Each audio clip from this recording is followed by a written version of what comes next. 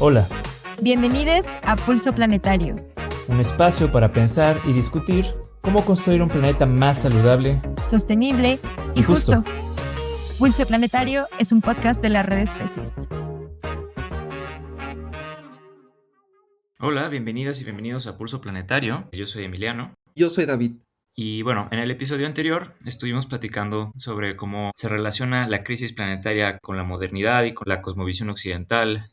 Y siguiendo en esta línea, el día de hoy tenemos aquí con nosotros a Carlos Sánchez, con quien vamos a platicar cómo distintas formas de ver y entender el mundo también nos invitan a pensar pues, que hay distintas maneras en las que podemos entender la crisis planetaria y podemos aprender de estas distintas maneras de ver el mundo.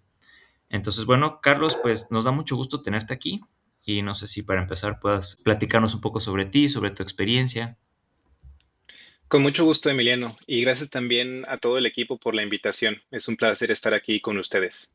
Mi nombre es Carlos Sánchez Pimienta, yo soy originario de la ciudad de Guadalajara y cuando fui creciendo pude involucrarme con movimientos de defensa territorial y comunitaria en El Salto y Juanacatlán, que han sido muy afectados por la contaminación del río Santiago, que viene de fuentes industriales principalmente. También en ese momento estudié una licenciatura en psicología y años después, en 2016, me mudé a Canadá. Actualmente estoy terminando un doctorado en salud pública, en donde estoy explorando cómo el entrenamiento que recibimos los profesionales de la salud podría incorporar y aprender más de contribuciones indígenas y comunitarias, como las contribuciones de las personas del Salto y Juanacatlán con las que he aprendido tanto. Entonces, ese soy yo y me da mucho gusto estar con ustedes hoy. Súper, muchas gracias, Carlos. Quiero retomar esta parte de tu trabajo, el concepto de un mundo donde quepan muchos mundos. Esto es muy conocido en el aspecto no zapatista en Chiapas. ¿Y nos podrías explicar qué valor tiene esto para la salud planetaria? Claro, con mucho gusto, David. Primero, para las personas que nos estén oyendo que no estén familiarizadas con el Ejército Zapatista de Liberación Nacional, comentar brevemente que esta organización salió a la luz pública el 1 de enero de 1994, que era también el día en que estaba entrando en vigor el Tratado de Libre Comercio de América del Norte entre Estados Unidos, Canadá y México. Entonces, en ese momento, el Ejército Zapatista de Liberación Nacional pudo llevar a la opinión pública la condición que muchas comunidades indígenas en el país estaban experimentando de abandono por parte del Estado. No tenían acceso a servicios de educación, de salud, trabajo digno. En un primer momento, el ejército zapatista le declara la guerra al Estado mexicano y busca tomar el poder e instaurar formas de gobierno más participativas. Pero entonces la sociedad civil se levanta porque el ejército mexicano empieza a atacar a las comunidades zapatistas y entonces hay muchas llamadas para la paz en el país y las comunidades zapatistas escuchan este llamado y empiezan un proceso de negociación y de construcción colectiva. Entonces dejan las armas y el movimiento zapatista comienza a buscar cómo poder construir sus propias necesidades de salud, de producción, de educación, de vivienda, de trabajo, a partir de las propias comunidades sin necesidad de depender en el Estado. Es aquí cuando esta frase de un mundo donde quepan muchos mundos toma mucha importancia porque en distintos lugares del planeta una forma dominante de ver y de hacer el mundo, que tiene que ver con el colonialismo, con el patriarcado, con el capitalismo, se estaba imponiendo alrededor del planeta y que eso marginalizaba las realidades y las necesidades de las comunidades indígenas, afrodescendientes, campesinas o simplemente aquellas que buscaban otra forma de desarrollo. A nivel mundial, esta idea o este movimiento fue muy importante porque si bien tras la caída del muro de Berlín, mucha gente se había decepcionado de las opciones revolucionarias, el zapatismo trajo una nueva luz sobre cómo poder construir alternativas a un capitalismo que no solamente era agresivo hacia las personas, sino que también era muy agresivo hacia el territorio. Y hoy nos estamos dando cuenta cada vez más que estas agresiones hacia los ecosistemas también están impactando nuestra salud, al grado de que ya muchas especies han dejado de existir, se han extinto, pero también al grado de que estamos impactando esas condiciones mínimas del planeta para permitirnos reproducir la vida. Entonces, lo que esta palabra o este lema de un mundo donde quepan muchos mundos podría hacernos pensar dentro del campo de la salud es que por mucho tiempo hemos privilegiado este mundo dominante, occidental, biomédico, pero que existen muchas otras formas de concebir la salud, de concebir la realidad, y que es importante poderle prestar atención a esas formas porque por milenios esas formas de vida han podido contribuir a reproducir la vida y en este momento estamos necesitando aprender de esas formas de ver y hacer el mundo. ¿Qué limitaciones tiene el concepto actual de salud planetaria, que está construido, como bien dices, desde esta perspectiva occidental? Primero me gustaría tocar brevemente en las aportaciones de este concepto de salud planetaria. Este concepto tomó más atención o más luz a partir del 2016, cuando se publicó este reporte entre la Fundación Rockefeller y Lancet, la revista, sobre la salud planetaria. Entonces, en un periodo ligeramente mayor a 10 años, este concepto de salud planetaria se ha vuelto muy popular en diferentes regiones del mundo, también en muchos programas educativos, y le ha brindado herramientas a personas que estamos dentro del campo de la salud para poder intentar fijarnos mejor en cómo las condiciones ambientales y ecosistemas intervienen en la salud. Entonces, creo que esta es una aportación muy importante de la salud planetaria, que no se da de la nada, se da en el contexto de otras contribuciones previas, por ejemplo, la Una Salud, que enfatiza mucho estas relaciones entre la salud humana y de los animales, y también otras contribuciones como la ecosalud, la salud ambiental. Eso es muy importante de reconocer. Pero como decías tú, David, también es muy importante ponernos a pensar en cuáles podrían ser las limitaciones. Y en ese aspecto, a mí me gustaría enfatizar el trabajo de la doctora Nicole Redvers, que ella es de la nación indígena Dene de Canadá, y ella ha estado muy involucrada en el fortalecimiento de esta perspectiva de la salud planetaria, pero al mismo tiempo, ella ha enfatizado que en su mayoría las contribuciones que informan a la salud planetaria tienen que ver con el pensamiento, la filosofía occidental y que se ha desaprovechado toda la riqueza que podemos encontrar desde las cosmovisiones indígenas. Por ejemplo, un aspecto esencial de la salud planetaria es este llamado a que veamos a los humanos como parte de la naturaleza y no como entes separados. Nicole Redvers lo que nos dice es que hay muchas cosmovisiones indígenas que han visto esta interconexión por milenios.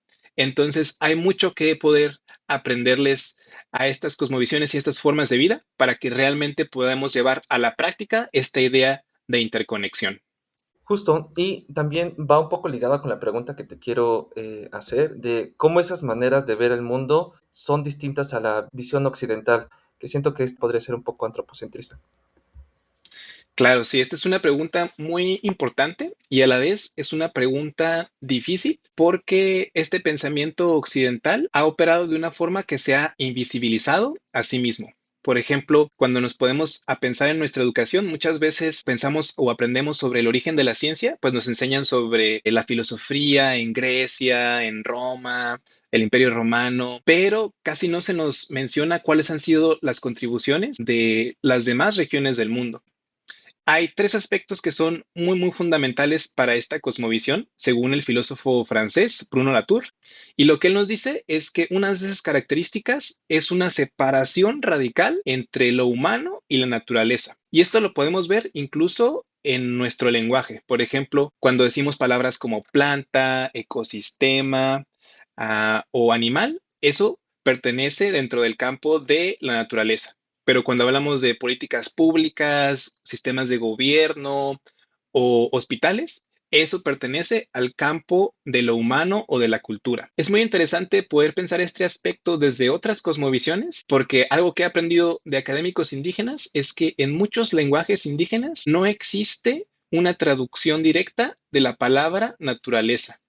Esto nos indica que es una forma completamente distinta de pensar la realidad, en donde esta separación entre los humanos y la naturaleza no es una creencia universal o natural, sino que es una creencia fundamentada en una visión eurocentrista del mundo. Después, la segunda característica que va informando nuestra forma de ver el mundo tiene que ver con la división entre personas que son consideradas completamente humanas y personas que son consideradas menos que humanas. Y entonces, ser mujer, ser persona racializada, tener alguna discapacidad, alguna neurodivergencia, esto no se valoriza y se ve como inferior. En el caso de México, es esencial que podamos pensar también sobre el mestizaje, porque nuestro Estado-nación, México, al intentar promover una identidad común para todos los pueblos, lo hizo con base en enfatizar las contribuciones mestizas, pero esto también implicaba una desvalorización de todas las formas, cosmovisiones y maneras de los distintos pueblos indígenas. Entonces, esta es otra asunción que es importante cuestionar. Finalmente, la tercera tiene que ver con una visión lineal del tiempo que va hacia el desarrollo y el progreso. Parece ser que tuviéramos muy asentado en nuestros cerebros que tiene que haber alguna especie de intervención humana en un ecosistema para que ese lugar pueda estar completo o aprovechado. También es interesante pensar en esta visión lineal del tiempo porque nos hace ver a las comunidades que han tenido otros modelos distintos de desarrollo como si estuvieran atrasadas, como si estuvieran estancadas en el pasado y que no se están uniendo a esta ola de desarrollo y de progreso que sí ha logrado muchos éxitos increíbles, pero también es importante que veamos los costos, que en este momento estamos pudiendo ver cómo distintos de los límites planetarios se están sobrepasando y que esto está comprometiendo la capacidad del planeta para sostener la vida humana y no humana. Entonces, antes de poder comenzar a ver otras cosmovisiones, es muy importante que podamos reflexionar sobre cómo estas tres asunciones van marcando muchos aspectos de nuestra práctica y de nuestra vida cotidiana. Y bueno, tú también mencionas que en contraste con la visión occidental, muchas cosmovisiones indígenas entienden el mundo como una red de relaciones. ¿Nos podrías explicar un poco más de esto al respecto y contarnos algún par de ejemplos? ¿Qué implicaciones también tiene esto para las sociedades, la naturaleza y la salud planetaria? Sí, primero me gustaría enfatizar que es muy difícil que podamos entender las cosmovisiones de pueblos que no son los pueblos de los cuales nosotros somos parte, porque partes de estos conocimientos no son solamente racionales, no son solamente sobre ideas, sino que tienen que ver sobre experiencias corporales, sobre relaciones íntimas con un territorio, sobre vivir cotidianamente dentro de un contexto comunitario. Entonces, lo que yo he podido aprender sobre cosmovisiones indígenas tiene que ver pues con mi convivencia con algunas personas indígenas que conozco y también de lo que yo he aprendido de académicos indígenas que comparten sus ideas tanto para personas indígenas como no indígenas para que podamos encontrar caminos mejores ante las problemáticas que estamos abordando.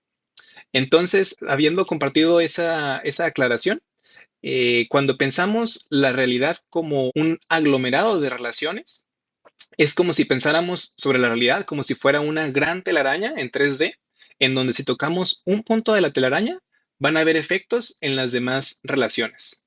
Entonces, para poder entender esto un poquito mejor desde el pensamiento occidental, más que enfatizar las relaciones, se enfatizan las cosas, como si fuera un universo compuesto de objetos, mientras que una perspectiva relacional nos hace más bien darnos cuenta de cuáles son las relaciones entre cosas que parecen objetos, pero que en realidad podrían verse como relaciones consolidadas.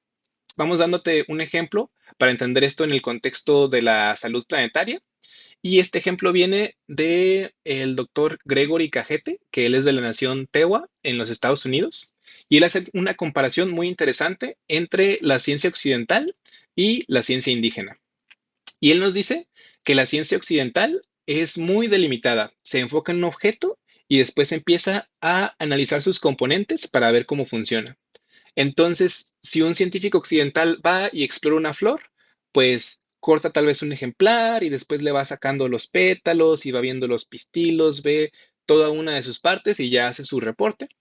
Mientras que él dice que un científico indígena lo que haría es pues sentarse junto a la flor y observar un poquito qué animales están yendo con la flor, qué pasa con la flor a través de las estaciones, qué otros aspectos o seres son importantes para ver la vida de la flor y cómo la flor también contribuye a la vida humana.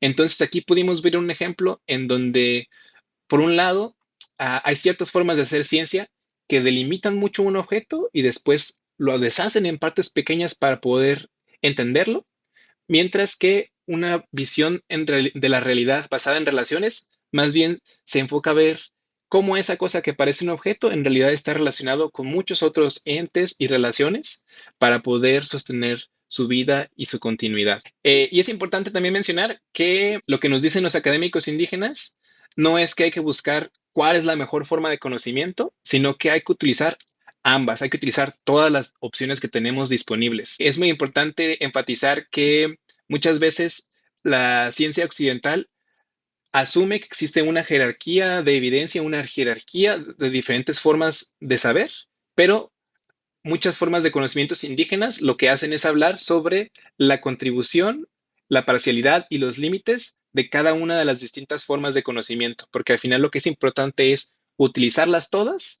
para el beneficio en común, mientras que en ocasiones las perspectivas científicas occidentales nos hacen priorizar una sola forma de conocimiento ante otras. Ok. También te quiero preguntar acerca de qué maneras de ver el mundo podrían ayudarnos a practicar la salud planetaria de una manera distinta. Fíjate que tu pregunta me hizo acordarme de una historia que me pasó aquí en Toronto. Asistí a un evento sobre políticas públicas indígenas y una de las personas invitadas era una académica nativa de Hawái. Y su exposición era muy interesante porque hablaba sobre las danzas hawaianas y hablaba de cómo para hacer estas danzas necesitaban elementos de decoración y que para recolectar estos elementos se iban a la montaña o al cerro a poder recolectar los distintos tipos de flores o plantas que se necesitaban para el vestuario. Entonces, lo interesante de estas prácticas es que el hecho de hacer estos bailes implicaba la necesidad de ir a la montaña y de recolectar las flores. Y si ustedes han ido a algún cerro o montaña, las flores van creciendo diferentes plantas de acuerdo a diferentes momentos de altura. Y entonces el hecho de participar en estos festivales también implicaba que ciertas personas de la comunidad fueran al cerro o a la montaña y se dieran cuenta cómo estaba el medio ambiente. Entonces esto quería decir que también era una forma de monitoreo ambiental. Y también algo que me pareció muy interesante de esta presentación es que ella hablaba de cómo esta participación en estos eventos culturales también implicaba el hecho de compartir comida tradicional con los asistentes. Entonces, que las personas que participaban en los bailes también comenzaban a aprender a cuáles eran esas formas locales de obtener y producir y conservar y preparar alimentos, mientras que hoy la isla pues depende mucho de comidas importadas externas que tienen una huella de carbono mucho más grande. Entonces, aquí podemos ver un ejemplo muy interesante de algo que tal vez podríamos ver simplemente como un evento cultural. En realidad, tiene una dimensión ecológica súper importante, una dimensión de transmisión de conocimientos locales que es fundamental y también una relación de enseñanza a cómo vivir con un medio ambiente muy particular a las condiciones de la isla. Y todo eso giraba alrededor del baile hawaiano. En sociedades que han sido ocupadas, que sufren la experiencia del colonialismo, como que estos tipos de aspectos originarios se han ido perdiendo o no se practican tanto y es importante poder retomarlos y ajustarlos a nuestras condiciones actuales.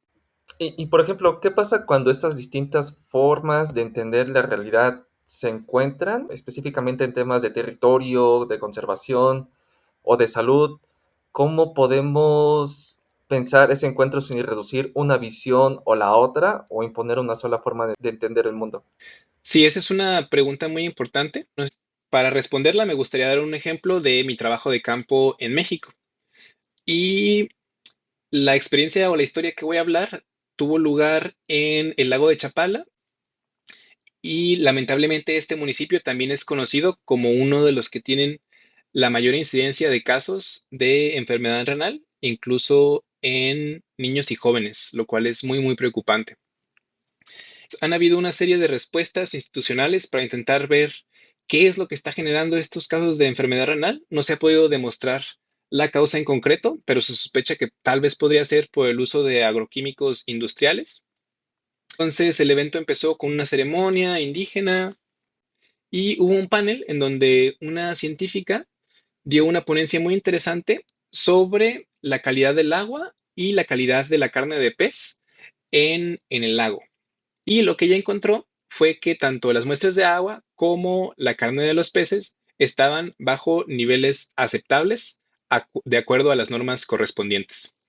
Entonces, cuando yo escuché eso, me sorprendí. Yo estaba contento porque pensé que la contaminación tal vez era peor en este lugar, pero cuando llegó el momento de preguntas y respuestas, yo vi que uno de los miembros fundadores del colectivo Un Salto de Vida, con el cual trabajo, Enrique Enciso, él se veía visiblemente enojado. Él pidió el micrófono y preguntó, bueno, pero si usted nos está diciendo que el agua está limpia, entonces, ¿dónde está el pescado blanco? ¿Y dónde están las otras plantas y animales que nosotros solíamos ver en este lago cuando éramos chicos? Esta historia creo que es muy interesante porque nos permite ver un desacuerdo entre dos distintas formas de darse cuenta si existe la contaminación y el daño ambiental. Por un lado, podemos ver una perspectiva a partir de la ciencia occidental, donde la científica tomó muestras y los comparó con niveles preestablecidos de contaminación. Y por el otro lado, podemos ver otra forma en la que el daño ambiental y la contaminación se determinó a partir de experiencias cotidianas con el lago y la experiencia de vida de haber crecido en esa región. Al poder pensar esta situación, creo que es importante suspender por un momento esta asunción que tenemos sobre que existe solamente una realidad y poder apreciar las contribuciones de ambas maneras de entender la contaminación y el daño ambiental. Porque lo que estaba haciendo Enrique era reclamar el derecho de los pueblos a poder también determinar por sí solos qué significa la contaminación y el daño ambiental desde su perspectiva. Y entonces, de nuevo, aquí el énfasis no es en demostrar quién estaba bien, quién estaba mal. En esta situación, tal vez ambos podían estar correctos, tal vez los niveles sí estaban como la científica decía y el pescado blanco no está ahí. Lo que este tipo de historias nos pueden ayudar a pensar, a imaginar y a practicar es cómo podemos encontrar una forma distinta de relación en donde en vez de un desacuerdo o una tensión haya un momento de colaboración. Oye, una pregunta. ¿Tú has acompañado comunidades, has tenido oportunidad de convivir con muchos académicos y no académicos indígenas y a la vez estudias un doctorado en salud pública? Estás también metido de muchas maneras en la salud planetaria. Con los aprendizajes que has tenido, desde tu perspectiva, ¿cuáles son los principales aprendizajes que puede tener la salud planetaria y podemos tener los practicantes de la salud planetaria de otras cosmovisiones y por qué es importante aprender de esto? Muy buena pregunta. Creo que una de las enseñanzas principales es que es necesario prestarle atención a todas esas formas de ser y estar en el mundo que han sido denigradas en algún momento u otro por la ciencia occidental, pero que pueden tener contribuciones. Y, por ejemplo, esto va desde los conocimientos de las mujeres sobre sus propios cuerpos. Eso también incluye habilidades para conocer relacionados con la intuición.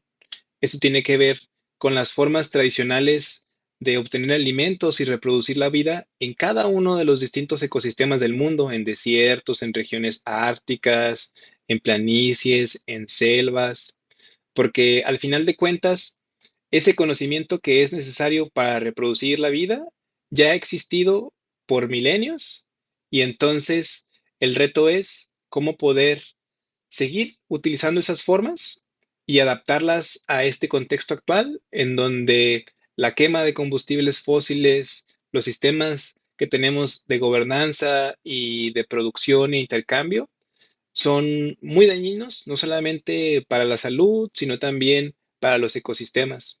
Es importante que podamos empezar a revalorar muchas tradiciones de conocimiento que en algún momento u otro han sido desvalorizadas.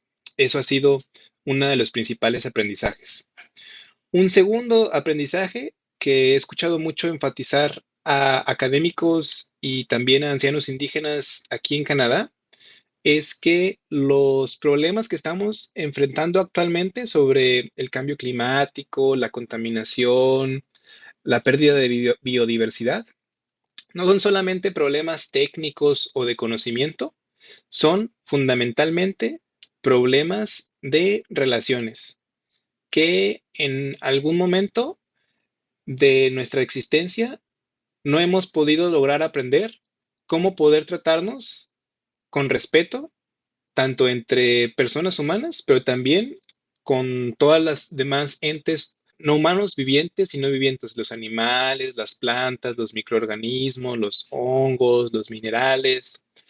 Han privilegiado relaciones de control, de dominación, y ese tipo de relaciones pues permiten, por un lado, concentrar beneficios en pocas manos, pero a costo de comprometer esas condiciones que nos permiten reproducir la vida. No solamente es importante repensar en términos, no sé, teóricos la salud planetaria, sino también es muy, muy importante atender o prestarle atención a cuáles son esas relaciones y esas deudas relacionales históricas que existen en nuestros diferentes contextos. Y en el caso particular de México, me parece que el racismo antiindígena es una deuda que tenemos y que no hemos atendido lo suficiente, de que pues el privilegio que otorga el mestizaje a las personas mestizas, a las personas blancas, se construye a base de la opresión de las personas indígenas, de sus sistemas de gobernanza, de sus tierras.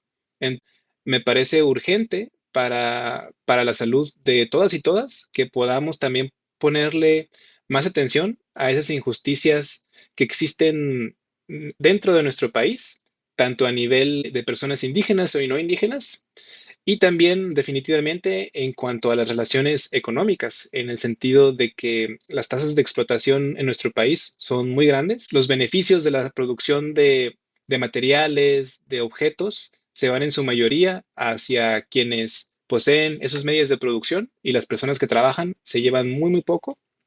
Y eso está causando muchas injusticias, mucho sufrimiento social que le abre la puerta al crimen organizado o a otras formas de violencia que tal vez no tendrían tanto poder si hubieran condiciones para que todas y todas pudiéramos vivir en condiciones de vida digna. Ok, de acuerdo. Y mi siguiente pregunta es, ¿y cómo podemos integrar esto en nuestra práctica? Yo personalmente me gusta mucho el trabajo de la académica brasileña Vanessa Andreotti. Ella es guaraní, y ella dice que sí es importante encontrar alternativas, pero que también es muy importante que le prestemos atención a esas lecciones que el pensamiento occidental también tiene para nosotros. Ella dice que para poder aprender mejor de otras cosmovisiones, de otras formas de pensar y hacer el mundo, es necesario primero cuestionar las limitaciones del pensamiento occidental, porque por muchos tiempos se ha considerado como si fuera sin límites, que pudiera conocerlo todo, y pues podemos encontrar de que no, que sí hay límites, incluso límites planetarios, que está excediendo. Y lo segundo es que podamos entablar relaciones con personas que muestran cómo podrían ser otros sistemas de conocimientos, no desde una perspectiva de apropiación, de que yo voy a hacer una investigación sobre tu sistema de conocimiento y al final te voy a decir cómo es, sino más bien con humildad, con respeto, con reciprocidad, buscar relaciones de aprendizaje en donde no intentamos apropiarnos del conocimiento del otro, sino más bien dejarnos ser transformados por ese conocimiento en nuestras formas de ser, de pensar, en nuestra propia corporalidad.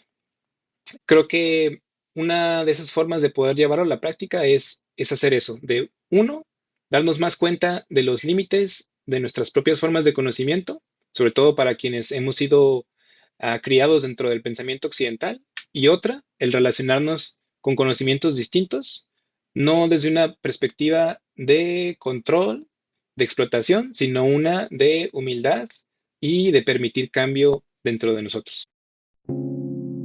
Carlos, muchas gracias por compartirnos tus experiencias y aprendizajes. De verdad, ha sido muy interesante escucharte. Y bueno, eso es todo por hoy. Muchas gracias por escucharnos. Pulso Planetario está escrito, dirigido y producido por María José Rivero Treviño, Emiliano Jerry González y David Guerrero Ramírez. Para cualquier comentario o sugerencia respecto al podcast o sobre actividades de la red Especies, no duden en contactarnos en especies.mx@gmail.com. Hasta luego.